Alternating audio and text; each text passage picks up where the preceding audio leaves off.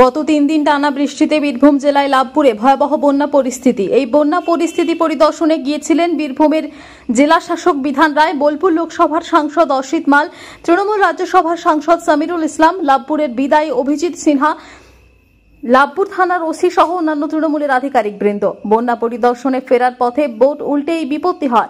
কপাল জোরে সবাই অক্ষত অবস্থায় ফিরে এসেছেন। বড় দুর্ঘটনা ঘটে যেতে পারত। এই বোটে 13 জন ছিলেন, কারো কোনো লাইফ জ্যাকেট ছিল না। সকলেই অক্ষত অবস্থায় রয়েছেন, কারো কোনো ক্ষতি হয়নি।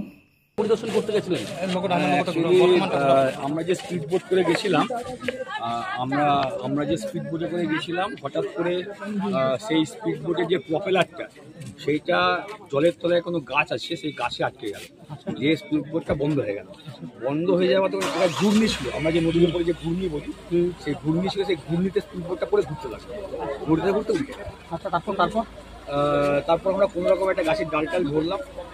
ধরার পরে অনেকটা করে নদীর জল খেয়ে ফেলেছি, এবং তারপরে আস্তে আস্তে সবাইকে সঙ্গে হাতে জল করলাম, এবং তারপরে গ্রামের লোকরা ছুটে গেল, তারা তাড়াতাড়ি জলে নামলো এবং দড়ি দিল, আমাদের দড়ি ধরে লাইফ জায়গা ছিল। কিন্তু অ্যাকচুয়ালি যখন হয়ে গেল, মানে যখন ঘূর্ণিতে পড়ে গেল বোটটা, এবং যখন বোটটা বন্ধ হয়ে গেল, যেহেতু ওই গাছের তলাতে ওই মাটি, মানে জলের তলাতে একটা গাছ ছিল, গাছের জন্য বোটটা চললো না। এই মুহূর্তে কেমন আছে? আপনার সুস্থ হয়ে যাচ্ছে। আর সামিনুল দা, আপনি কি অভিজ্ঞতা, মানে কি করে হলো? কিরকম অভিজ্ঞতা? ওখানে আমরা গাছের জন্য ফেসে গেছিলাম, সবাই তলিয়ে গেছিলাম, গ্রামের লোক ছুটে এলো এবং যে বিয়ারজন ছিল, একটা গাছ চলে এলো, সবাই গাছটাকে ধরে কতজন ছিলাম আমরা, 12 জন। এখানকার এমপি ছিলেন, রানাদা ছিলেন, আমি ছিলাম, আরো বিভিন্ন সভাপতি ছিলেন, সবাই মোটামুটি প্রাণে বাঁচলেন, এরকম ব্যাপার বলতে পারি সেটা। অসিত দাস, ঠিক আছে, অসিত করে দিচ্ছি।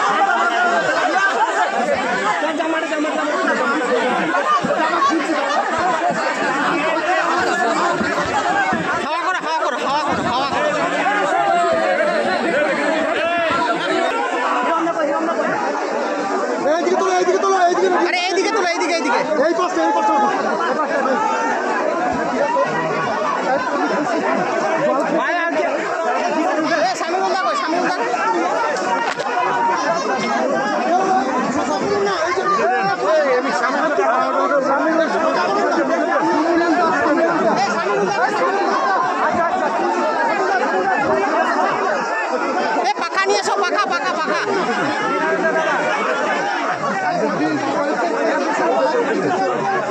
অ্যাম্বুলেন্স অ্যাম্বুলেন্স নিয়ে আসবে।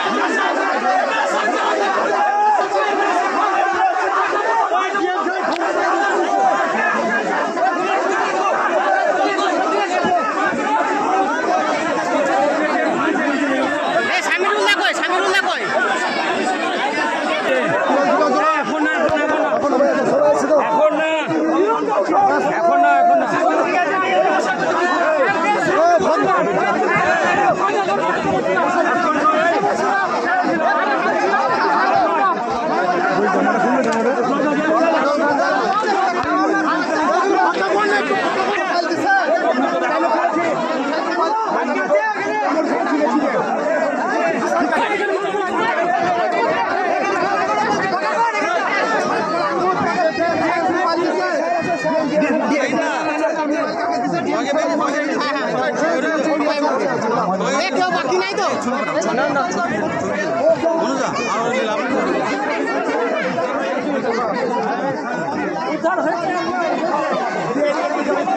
এসপি সাহেব কই এসপি সাহেব আচ্ছা আচ্ছা অ্যাম্বুলেন্সের ব্যবস্থা করেন